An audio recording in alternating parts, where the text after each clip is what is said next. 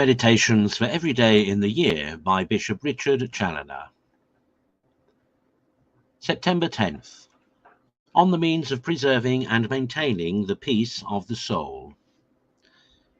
Consider first that it is of great advantage to the soul, both in order to defend her from all evil and to advance her in all good, to keep herself always in peace within her own interior. Because this inward peace, when it is true, brings along with it courage, strength, and grace, by the favours which God always shows to the truly peaceable. Now, the first and most necessary means of the acquiring or preserving of this peace in the soul must be to banish all wilful sin from the soul, for there can be no true peace where wilful sin resides. For no one can be at war with God and have any peace within himself, except it be that false peace which is sometimes formed by an erroneous conscience, that shuts its eyes against God's light, that it may not be obliged to embrace his truth. O dear Jesus, never let me be so miserable as to be deluded by any such false peace, or ever to be a rebel to thy light. Consider secondly, that the true peace of the soul is not to be acquired without subduing the passions and keeping them in order. For what peace can there be in the midst of daily storms, tumults, and rebellions, such as are raised by headstrong and untamed passions? What peace can there be for the slaves of pride and ambition, of avarice and worldly solicitude, of wrath and envy, etc.?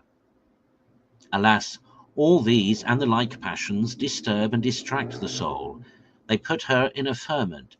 They suffer her not to find any solid rest or tranquillity, or any manner of share in that calmness and evenness of soul, which those enjoy that are perfectly masters of themselves by the victory they have acquired over all their passions.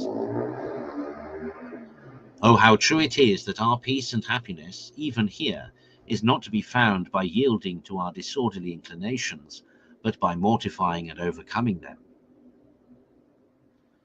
Consider thirdly, that the way to acquire true peace and true liberty of soul is thus marked out by a servant of God. Endeavour, my son, rather to do the will of another than thy own. Ever choose rather to have less than more. Always seek the lowest place, and to be inferior to everyone. Always wish and pray that the will of God may be entirely fulfilled in thee. Behold, such a man as this enters upon the coasts of peace and rest.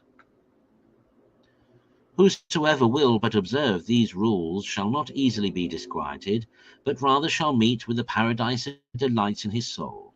And we shall find upon examination that whenever we are disturbed, 'tis because we have transgressed some or other of these rules, either by being too much bent upon our own will, or by the desire of having more, or of being higher, or at least by not being entirely resigned to the will of God. Conclude, to set out in quest of this happy way that leads to true peace, by giving up thy own desires and ever embracing the holy will of God.